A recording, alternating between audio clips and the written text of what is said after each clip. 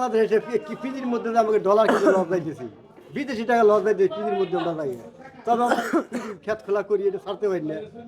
এটা তো সরকার একটু দেখে, তাহলে তো আমাদের একটু কৃষকের ভিতরে নজর দেখে আমরা একটু উন্নত হইতে পারি। রাজধানীর বাজারে চলছে দেশি পেঁয়াজ বেচা বিক্রি, এবং আমরা এ বিষয়ে কথা বলতে চাই কৃষকের সাথে। ন্যায্য দাম পাচ্ছে না কৃষক পেঁয়াজ বিক্রি করে। সরাসরি আমরা যুক্ত হচ্ছি কৃষকের সাথে আজকে বাজার আপডেট জানিয়ে দেওয়ার জন্য। আসসালামু আলাইকুম। ওয়ালাইকুম আসসালাম। কেমন আছেন? আলহামদুলিল্লাহ ভালো।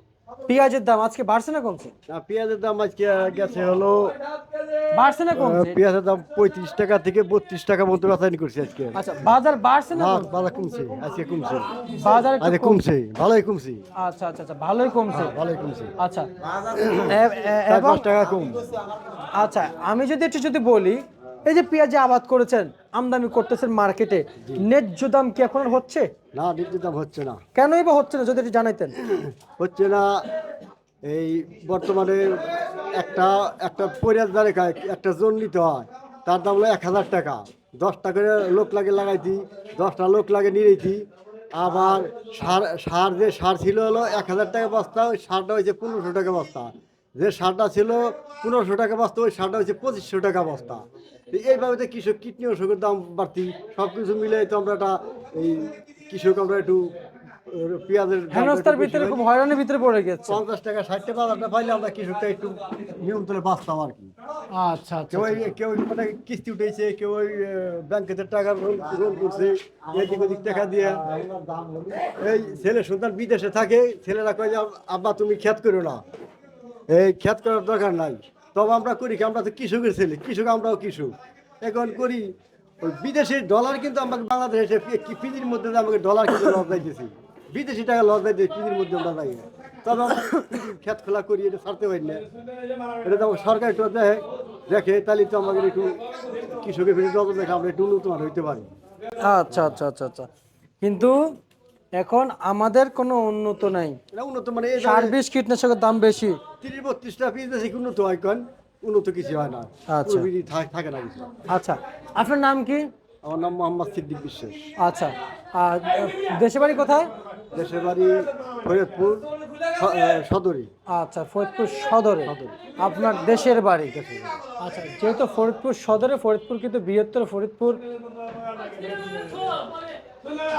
সকলে জানে, কিন্তু বৃহত্তর ফরিদপুরের পেঁয়াজ কিন্তু মার্কেটে আছে এবং আসতেছে। মুড়ি কাটা পেঁয়াজ ফরিদপুরে উঠা শুরু হয়েছে, ধরে বাজার একবার ডাউন হয়ে গেছে। মানে ফরিদপুর জেলাতে এত পেঁয়াজ, আমাদের দেশের সরকার কি জানে না? প্রচুর পেঁয়াজ। আমাদের কৃষি মন্ত্রণালয় কি জানে না যে তো জানলে পারতো, এইভাবে তো জিনিসটা হইতো না। এবার কি জিনিসটা হইতো, 1 কেজি পেঁয়াজ যদি 30 টাকা দেয়, 32 টাকা কিনে একটা পাটের বস্তা কেন লাগে 100 টাকা দেয়, পাটের বস্তা কেন লাগে 100 টাকা দেয়। আবার ট্রাক ভাড়া 180 টাকা, আরবদারি কাটে, তারপর নিজের একটা খরচ আছে, ঘোড়া গাড়ি ভাড়া দেয়, রাস্তায় নেওয়া লাগে। পেঁয়াজ বেশি হলো 32 টাকা কেজি, 35 টাকা কেজি। দেখেন আপনারা, দেখেন এটা ই করে বিয়োগ করে কি থাকে, কৃষক কি থাকে, কিছুই থাকে না। আচ্ছা, কিছু করলো ছেলে সুন্দর বিদেশ আছে, ওই টাকা আপনার লস করতে হবে, পিস খেতে পেতে যাবোই না, তাই দরকার কি। আচ্ছা, একটু জানতে চাই, কত বিঘা পেঁয়াজ লাগাইছেন? 10 বিঘা। হ্যাঁ, 10 বিঘা, 33-10 বিঘা। মাশাআল্লাহ মাশাআল্লাহ, যাক আলহামদুলিল্লাহ। রসুন লাগাইছে 8 বিঘা, রসুন 40 টাকা কেজি, নতুন রসুন নতুন রসুন 40 টাকা কেজি। হ্যাঁ হ্যাঁ, কি করেন? ফলন কেমন হয়েছে? ফলন সীমিত হয়েছে, খারাপ না। 40 টাকা কেজি বেশি, কিছুই থাকে না একেবারে। আরো ধরা এই রসুন বেচার পরেও আমাদের 20,000-40,000 টাকা রসুন পাশে আমরা ঘাটতি ধরা।